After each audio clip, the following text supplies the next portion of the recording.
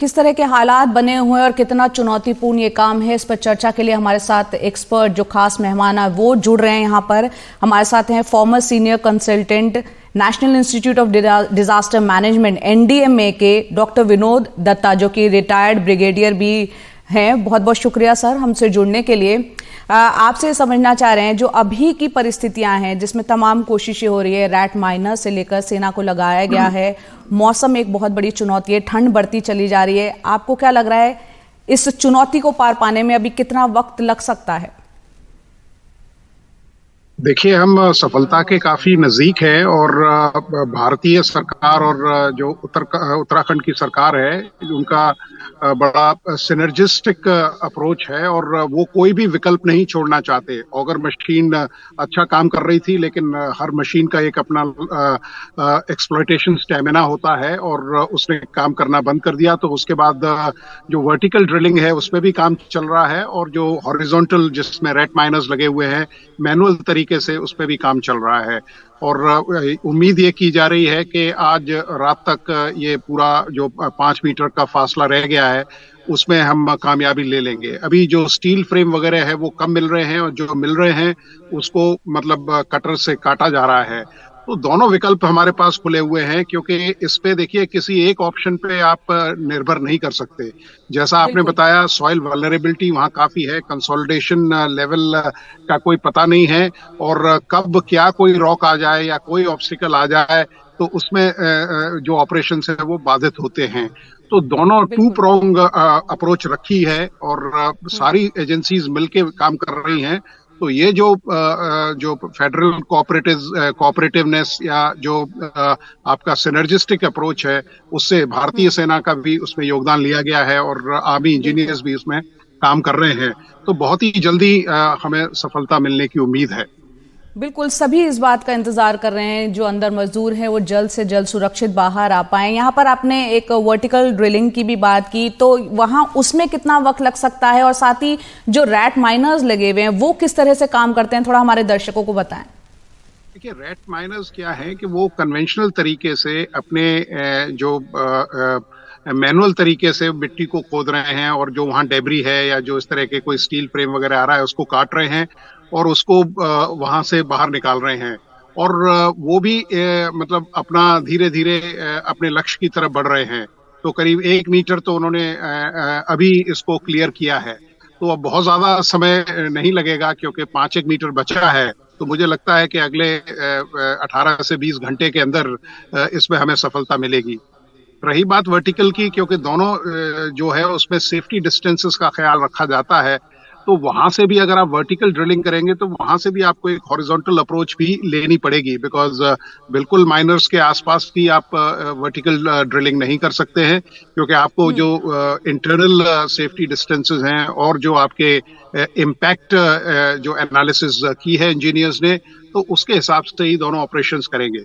मुझे लगता है कि वर्टिकल ड्रिलिंग के बजाय मैनुअल जो ड्रिलिंग है वो शायद जल्दी वहां ग्राउंड जीरो तक पहुंच जाए। अच्छा, तो मैनुअल ड्रिलिंग की उम्मीद कर रहे हैं कि वो जल्दी जो है मजदूरों तक जो तमाम टीम है वो पहुंच पाए।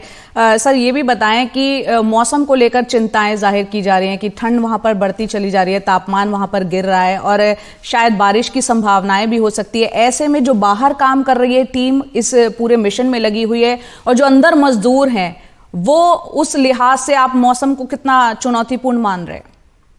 देखिए, पहाड़ों में मौसम एक बड़ा भारी चैलेंज रहता है और खासकर क्योंकि वहाँ इतनी एजेंसीज काम कर रही हैं, वो सब इंटरकनेक्टेड हैं।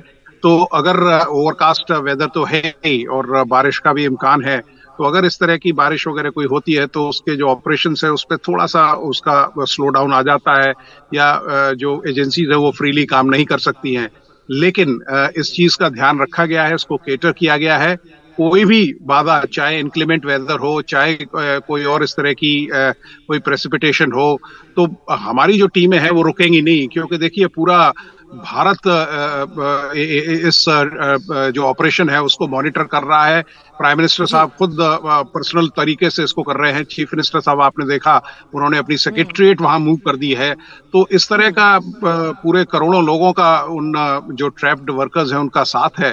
तो और जब इस तरह की लीडरशिप वहां रहती है तो लोगों की भी हौसला अफजाई होती है और मोराल सबका ऊपर रहता है। तो जो ट्रैप्ड लोग हैं उनको चिंता करने की जरूरत नहीं है, उनसे कम्युनिकेशन या जो राबिता है वो कायम किया जा चुका है और उनको टाइम टू टाइम फीडबैक भी दिया जा रहा है।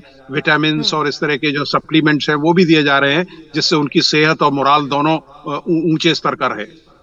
तो यानी कि ये मान लिया जाए कि जैसे वक्त बीतने के साथ हम जो बाहर लोग हैं, हमारी दिल की धड़कनें बढ़ रही हैं कि अंदर वो लोग कैसे होंगे जो अंदर मजदूर हैं, शारीरिक और मानसिक स्थिति माना जाए वो बिल्कुल दुरुस्त हैं, ठीक हैं।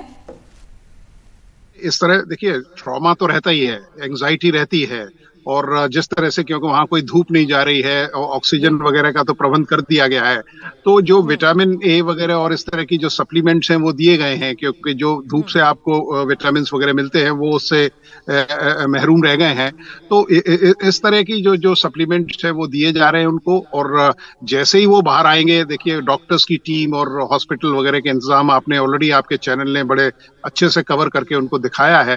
तो वो सारे इंतजाम वहां किए हुए हैं। चॉपर्स, हेलीकॉप्टर्स का भी प्रावधान रखा गया है कि अगर कोई ज्यादा किसी की तबीयत बिगड़ती है तो उसको एयरलिफ्ट करके और बढ़िया जो मेडिकल फैसिलिटीज है वो दी जाएंगी। तो यकीनन उनकी जो फिजिकल कंडीशन है वो थोड़ी सी नाजुक होगी, लेकिन प्रशासन ने सारे इंतजाम किए हैं। सारे इंतजाम और हमने यहाँ पर कर रखे हैं, तमाम टीमें जुटी हुई हैं। डॉक्टर विनोद, यहाँ ये बताएं कि ये जो हालात पैदा हुए, भविष्य में इस तरह के हालात का सामना फिर से ना करना पड़े, इसको देखते हुए किन बातों को आगे ध्यान रखा जाना चाहिए? देखिए, पहली बात तो जो हमारी जो सॉइल टेस्टिंग वगैरह होती हैं, या जो हमारी जो इम्पैक्ट जो एनालिसिस वगैरह हैं, वो सब पे ध्यान देना चाहिए। दूसरा, जो जियोलॉजिस्ट वगैरह हैं उनको ये देखना चाहिए कि भाई वहाँ का जो सॉइल प्रोफाइल है वो क्या है, कितना इम्पैक्ट वो झेल सकता है, क्योंकि हिमालयाज बड़े यंग और बड़े अभी पूरे कंसोलिडेटेड नहीं है माउंटेन्स। अभी भी आप देखिए ये माउंटेन्स बढ़ रहे हैं, बिकॉज यूरेशियन प्लेट उधर से ऊपर से प्रेशर डाल रही है इंडियन प्लेट के ऊपर। तो हमें इस तरह के जो, देखिए डेवलपमेंट भी लाजमी है, इंफ्रास्ट्रक्चर भी बढ़ना चाहिए जिस तरह से हमारी, लेकिन ये है कि इसको एक रेगुलेटेड तरीके से होना चाहिए, और जो अथॉरिटीज है उनको प्रोएक्टिव होना चाहिए, रिएक्टिव नहीं। ये दूसरा, आप देखिए अभी आपने देखा था जब तपोवन इंसिडेंट हुआ था, हिमाचल में किस तरह का इंसिडेंट हुआ था। तो हमें जो लेसन्स लर्न है उनको अप्लाई भी करना चाहिए और रिएक्टिव नहीं होना चाहिए, और अथॉरिटीज को पहले ही इस तरह के चेक्स एंड बैलेंसेस या जो सिक्योरिटी चेकलिस्ट है उस पर तवज्जो देनी चाहिए। जी बिल्कुल, आपने तमाम अहम बातों पर रोशनी डाली। चलते चलते आप थोड़ा हमें संक्षेप में ये भी बताएं, क्या ये जो टनल बन रही थी उन तमाम नियमों का, क्योंकि बताया जा रहा है एस्केप रूट होना चाहिए, वो नहीं था, और हिमालयन रीजन जैसा कि आप बता रहे हैं बहुत ही सेंसिटिव है, उन तमाम चीज़ों को ध्यान में रखा गया या नहीं रखा गया? हाँ, देखिए ये तो अब विवेचना का विषय है। जब इन्वेस्टिगेशंस होंगे और इस पे बदस्तूर एक इंक्वायरी गठित की जाएगी, तो जो चीजें निकल के आएंगी उसमें इन सब चीजों का विस्तार से वर्णन किया जाएगा। लेकिन हाँ, इसमें कुछ लैप्सेस तो देखी गई हैं जो अवॉइड की जा सकती, बिल्कुल अवॉइड की जा सकती थी। और यहाँ पे बहुत अहम जानकारियां आपने दी, किस तरह से पूरी टीमें लगी हुई उन मजदूरों को सुरक्षित बाहर निकालने के लिए, किन किन बातों का ध्यान रखा जा रहा है, और साथ ही भविष्य में ये घटनाएं ना हो, किन बातों को हमको ध्यान में रखना चाहिए। बहुत बहुत शुक्रिया। फॉर्मर सीनियर कंसल्टेंट हमारे साथ एनडीएमए के डॉक्टर विनोद दत्ता हमारे साथ थे। बहुत बहुत शुक्रिया सर हमसे जुड़ने के लिए।